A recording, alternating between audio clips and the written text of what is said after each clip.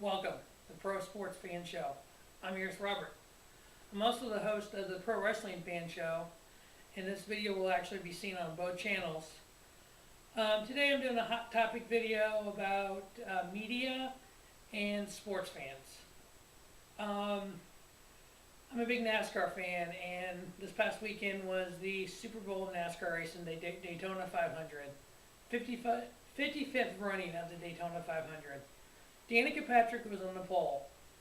First female to ever be on a pole for a NASCAR sanctioned race. Kudos to her. I'm very impressed. A lot of the media have been just going on and saying stuff out their ass like they don't know what the heck they're talking about. This is not her first race, ever. This is not her first stock car race.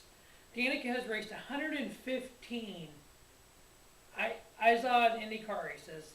She's raced in, what I read, 59 NASCAR nationwide races. This is her 11th NASCAR Sprint Cup race. She's had 70 stock car races and 115 IndyCar races. She has one win in the IndyCar circuit. She now has one pole in NASCAR. I'm just tired of the media going on and just reporting stupid stuff about her.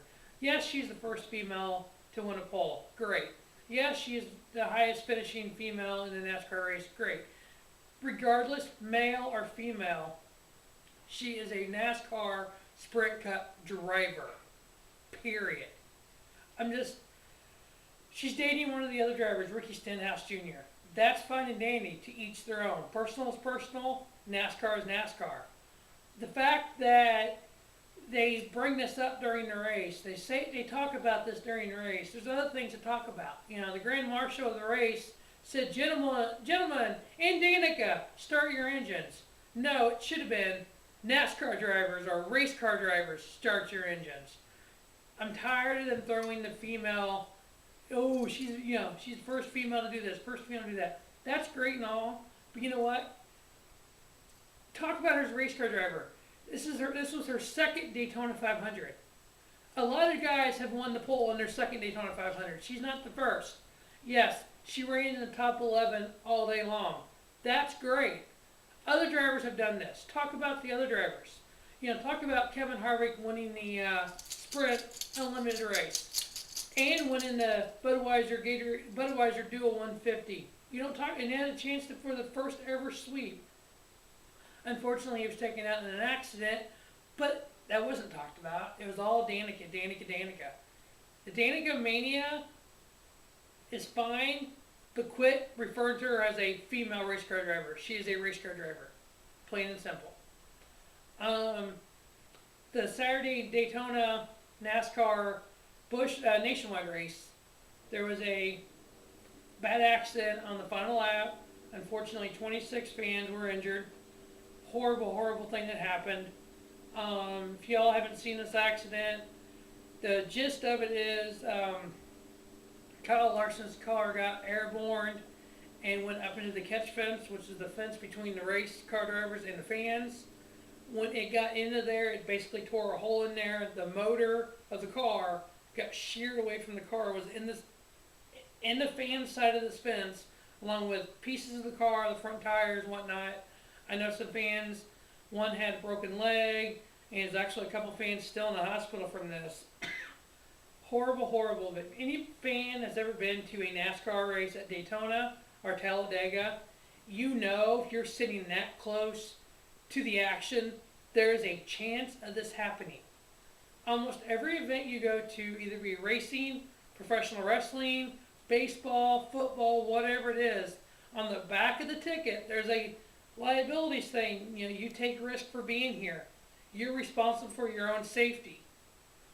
These fans should realize when you're sitting that close and something catastrophic like this happens, you can't automatically sue the racetrack. You can't sue NASCAR. You can't sue the makers of the fence. Come on, people. Did anybody who put these fences up, that when these fences were constructed in wherever the hell they were constructed at, do you think that person went, Somebody on a Saturday afternoon is going to get airborne. Their car is going to go in this. The motor's going to shear away, and parts are going to fly in the crowd. Nobody wants that to happen. Nobody. I mean, it's a catastrophic accident. But yet, these people want to sue over it. You know, the sue-happy people that we have in this world right now is just unbelievable. You know, I live in St. Louis, Missouri. We got a lot of snow over the last week. You know, Kansas City got 2 foot of snow in 2 weeks. People, they want to sue over, oh, I fell in the parking lot because there was snow, or, oh, that coffee is hot, it spilled on me. I want to sue over it. I'm just tired of this people that want to sue. You know, or they do something in their own car, they hit a pole and they blame somebody else. You know, it's just, people need to realize, take responsibility for what they're doing. You know, I'm going to the Extreme Rules WWE event in May, the pay-per-view after WrestleMania. I know if there's a fight in the stands and I'm standing there next to Seth Rollins and I get hit, it's on me. You know, if Seth Rollins and Dean Ambrose walk down the aisle and I stick my arm out and they push me down, it's on me. I know if I'm standing there and, you know, somebody swings a chair and I go, woohoo! And get hit in the face with a chair, I can't sue the wrestler that did it. I can't sue WWE. I can't sue the Savvis Center. It's my own thing. I know by going to this event, I could be involved in it. You know? All right. Media. This Glenn Beck and everything over the Jack Swagger incident, he needs just to shut his mouth. You know, if you don't know what you're talking about, please don't talk about it. Just like with Sports Center reporting on Danica Patrick, if you don't know the facts, shut your mouth. All I gotta say. You know, I know with pro wrestling, you know, 90% of pro wrestling is opinion based. That's fine. You got an opinion about it? Great, say it. You know, just like NASCAR, you got an opinion about, if you're not a NASCAR fan, they just turn left, they just drive in a circle, in a circle, in a circle. You know, it takes athletic ability to, the endurance it takes, and the ability it takes to do this, you know, for 500 miles, you know, 4, 5, 6 hours, whatever it is, you got to be in pretty good shape to do it. I'm sorry to tell you this, you know, on the high banks of Daytona, 33-degree bank, and you're driving like this, it takes a lot out of your body to do this. You sweat a lot, you know. You got to have great endurance. You got to have a good, you know, good work ethic, and you're, you know, working out. But, you know, just the people that don't know what they're talking about, I'm tired of that. You know, Danica, Sports Center, and it was her first ever NASCAR race, and she won the pole. Well, it wasn't her first race. Get over yourself. Learn the facts, move on. You know, if I say something, you know, wrestling, I hate John Cena. Woohoo! 3 moves, 0 talent. That's my opinion. It's not fact, it's my opinion. 90% of professional wrestling's opinion. NASCAR. Jimmy Johnson, 5-time one-skip champion. Fact. Jeff Gordon, this was his 20th Daytona 500. Fact. Danica Patrick, her 2nd Daytona 500. Fact. Jeff Gordon is better than any other NASCAR driver there is. My opinion. You might have a different opinion. Some people like the defending champion, Brad Keselowski. I can't stand him. Opinion. You know, talking about, you know, get back on John Cena. 10-time WWE champion. It's a fact. You can look it up. You know, people need to realize when they talk, unless you know it's a fact or it's an opinion, you need to express yourself. Here in the St. Louis market, there's an afternoon sports show on an FM station. I'm not going to say which station. And they do what they call the 4 o'clock challenge. They have, you know, callers call in and answer questions against one of their hosts. And they can win prizes. This is the biggest rigged piece of shit I've ever heard. This announcer on there, he thinks he knows everything there is to know about sports. And when he answers the questions, it's like, really, dude? You know, you just, if you know it, great, say it. But you already know the questions before they're asked. Because there's times where they'll ask him a question like, you know, for example, how many championships has Jimmy Johnson won? 5. I mean, he answers it that quick. Come on. you're not going to answer a question as quick as it comes out of the other guy's mouth unless you've seen the questions. I think it's rigged. I think they need to do something. They need to do something different because I'm tired of listening to this guy just, spew all over the afternoon radio. Yeah, I could change the channel. Some people would say that. Unfortunately, there's only 2 afternoon sports shows on right now, and I don't like either one of them. So if I want to listen to talk radio, I'm stuck. I could listen to country music. Well, I am a country music fan, but, had to make fun of it there a little bit. That's about all I really have to say about these 2 topics right now. I kind of got out what I needed to get out. I do want to add something else, kind of a surprise here. Major League Baseball, performance enhancing drugs. I'm tired of hearing about it. I'm tired of everybody saying these people that played in the late 80s to 90s to early 2000s, they're not Hall of Fame worthy. I'm sorry, if you got the numbers, you should be in the Hall of Fame. I'd rather see somebody with 783 home runs in the Hall of Fame who never tested positive, but we all think used PEDs. Instead of somebody who hit, 397 home runs that we think was clean. Let me tell you something.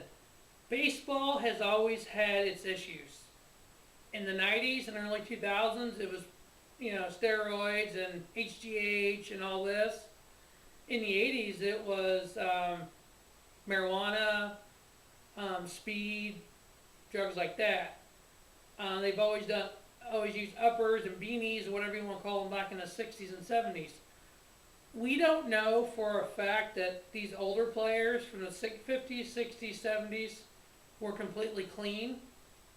We don't know the players in the 80s and 90s and 2000s were dirty. There was no testing. Yes, steroids were illegal to possess. Possession of steroids is illegal. There was no rule in baseball that said if you get caught with steroids, you get suspended. Nothing. Do I fault these players trying to make these millions and millions of dollars by doing this? No, I don't. You know what? It's your body. You're the one that's going to have to deal with the aftermath in your life of taking these steroids. But you know what?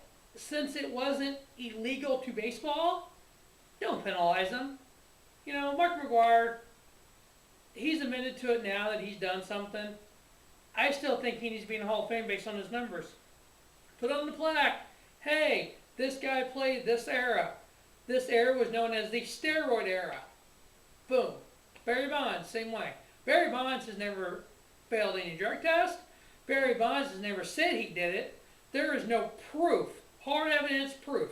Yes, there's a lot of evidence saying, okay, his head grown, or he's gotten bigger. Look at his rookie year to his last year. His arms are this big around. Okay, you know what? I see that. That's all circumstantial evidence. There's no guaranteed proof. Roger Clemens is another one. Andy Pettitte, he admitted to it. He shouldn't be in the Hall of Fame. Rafael Palmeiro, one of the greatest switch hitters in baseball. See, there was an inaccurate fact. Made a mistake. He was a left-handed hitter. My bad. He's one of the greatest left-handed hitters of all time. He played for multiple teams. He had, 3,000 hits, 400 some home runs. He actually failed a drug test. He shouldn't be in the Hall of Fame. Pete Rose.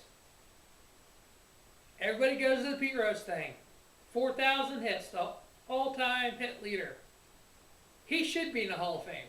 Yes, he betted on baseball after he put the numbers up. It'd be just like O.J. Simpson. He, was on trial for double murder, was found not guilty. He's now in jail for larceny or whatever, stealing or whatever he did. Well, he went to jail after his playing career. Do you take him out of the Hall of Fame? No. These Hall of Fames are based on what they did as a player. Sometimes a player and a manager, but what they did as a player. Tony La Russa, Joe Torre, Bobby Cox, Jim Leland. When you hear these names, you think of some of the greatest managers of all time. Tony La Russa, he is the second winningest manager of all time. He's also the second losingest manager of all time. Tony La Russa, a lot of people say in 5 years, guaranteed Hall of Famer. Whoa! Back it up. And Mark McGwire, who played for him, Jose Canseco, who played for him, are not Hall of Famers, how can the manager be in the Hall of Fame? You're telling me he would have all them wins if it wasn't for the steroid boys? Them Bash brothers of the Oakland A's days for La Russa? Are you telling me if it wasn't for them, they would have made it to 3 straight World Series and won one? Come on. Dennis Eckersley, Dave Stewart, Bob Welch. Some good pitchers of that area. How do we know they weren't doing something? The hitters sure were. Joe Torre. He managed multiple teams and, won a lot of World Series. Didn't Alex Rodriguez play for him? He did. Then some other known steroid cheats, Roger Clemens, Andy Pettit. So you're telling me the Hall of Fame's not good enough for the players, but the managers are going to be there? I disagree with that. It's either all or nothing. You can't tell me that those managers would have the same number of wins if it wasn't for the players that were doing the steroids. I guarantee they would not. Baseball needs to figure it out. They need to realize either, 1, we let the players in, we move on, or 2, we don't do the managers or the players. The Hall of Fame is supposed to be sacred. The Hall of Fame is for the greats of the game. Great. Put these players in, Craig Biggio, 3,000 hits.